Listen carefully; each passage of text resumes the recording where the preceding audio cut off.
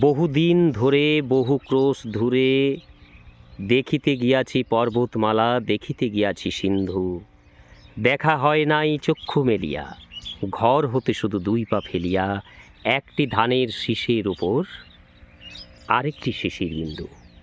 আজ অনেক দিন পর আবার একটি চাষের ভিডিও নিয়ে হাজির হয়েছি। এখন বর্তমানে আমাদের মাঠে এই যে বিশাল আকার মাঠ দেখতে পাচ্ছেন, এটি হচ্ছে বাঁকুড়া ডিস্ট্রিক্টের মেলেরা অঞ্চলের লুড়কা গ্রামের দক্ষিণ দিকের মাঠ। এই মাঠটি অনেক বড় মাঠ।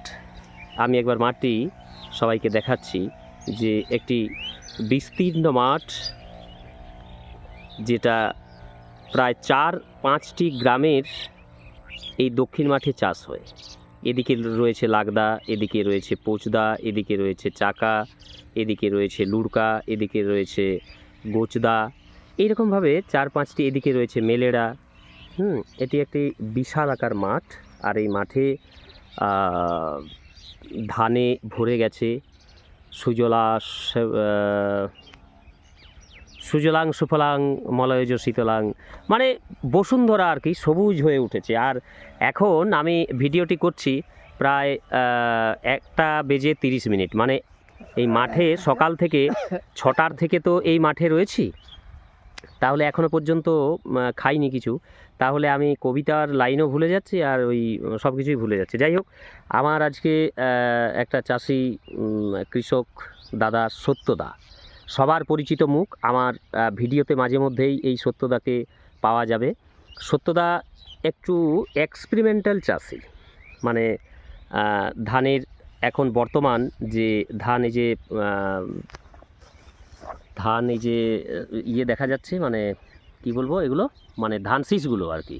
তো এগুলো ওই শীষ বিন্দা আর একটা কি সত্যদা, মানে এখন যে স্প্রেটা করা হচ্ছে এসিফাই পাউডার আর নেটিগোল্ড।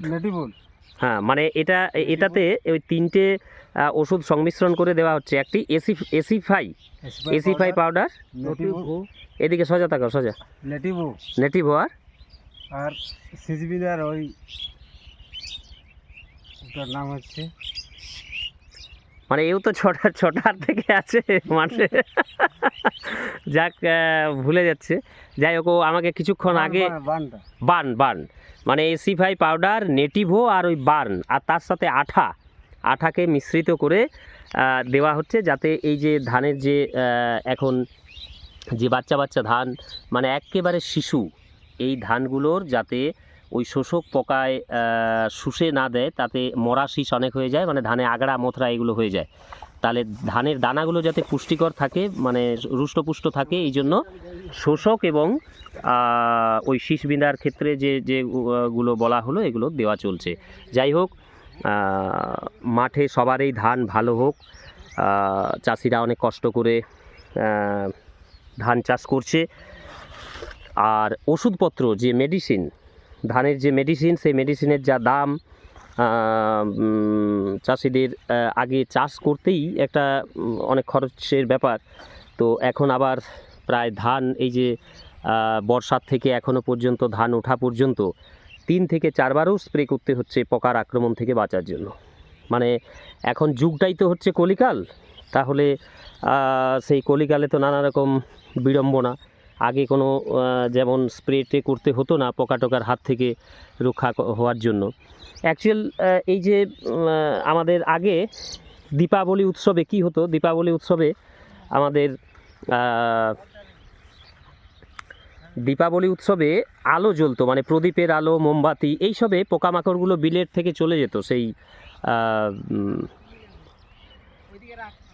আলোর দিকে চলে যেত এবং পোকাগুলো পুড়ে মরে যেত। এখন তো সব ইলেকট্রিক বাল্ব, এটার কারণেই অনেক বলে আর কি, আমি ব্যাপারটা অতটা বুঝি না। তো যাই হোক, এখন সব ইলেকট্রিকের আলোকসজ্জা, যার ফলে পতঙ্গরা পুড়ে মরে যায় না, ওরা আবার এই ওষুধ পেয়ে আবার বেশি বংশ বিস্তার করছে। তো এইরকম একটা ব্যাপার। সেক্ষেত্রে এই ধানকে রুষ্টপুষ্ট এবং অধিক ফলন পাওয়ার জন্য এই ওষুধ এখন স্প্রে করতেই হবে চাষিকে, না হলে সে আশাতীত ফলন পাবে না। তো যাই হোক, এখন আপাতত আমাদের আগে আরেকবার এই ধানগুলোই স্প্রে করা হয়েছে, একবার নয়, কোনো কোনো চাষি দুবারও করেছে, যাতে সেই গোড়া যাতে না পচে যায়। আরেকটা কি সত্যদা, এদিকে ঘুরে আবার, এদিকে সামনের দিকে, মানে আগের যে স্প্রেটা করা হয়েছিল ওটা কি গোড়া পচা আর খোলা পচার আর খোলা পচারই আর ধাসার টাসা নাকি? না, ধাসার খোলা পচারই, শুধু খোলা পচা।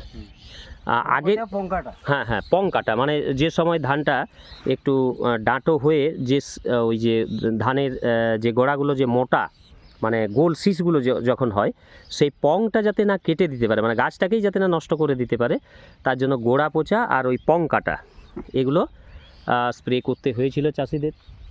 এখন আপাতত যেগুলো করা হচ্ছে ধানের দানাটাকে পুষ্টি করার জন্য, বা ধানের শীষটা যাতে কেটে না দেয় তার জন্য শীষ বেঁধাকে আটকানো হচ্ছে, আর ছত্রাক জাতীয় বা ধাসা জাতীয় এইসব যাতে কিছু না লাগে সেইগুলোর জন্য দিতে হচ্ছে। তো সত্যদা আমাদের একটু লাজুক প্রকৃতির, কিন্তু কৃষক চাষি হিসাবে অনেক দিনের এক্সপেরিমেন্ট। তো সত্যদা আমার মাঝে মধ্যেই স্প্রে বা চাষের পরিচর্যা করে, শুধু আমার নয়, সমস্ত মাঠেরই অনেকটাই পরিচর্যা করে এই মাঠে। সত্যদা আমাদের বাঁকুড়া ডিস্ট্রিক্টের লুড়কা গ্রামের একজন ফেভারেট চাষি। যাই হোক, আজকের গোটা মাঠময়কে যাতে সবাইকার লক্ষ্মীর কৃপায়, এই লক্ষ্মী একটু তোলা হয়ে গেছে, আচ্ছা ঠিক আছে, লক্ষ্মীর আশীর্বাদে যেমন মাঠময় শস্যে পরিপূর্ণ হয়ে ওঠে, মা লক্ষ্মীর কৃপা আশীর্বাদ যেন আমরা সবাই পাই। জয় মা লক্ষ্মী, আমাদের ধানে পোকা টোকা না দিও, যেন ধান সবাইকে রুষ্টপুষ্ট হয়, এবং চাষিরা আপনার উপরেই নির্ভরশীল।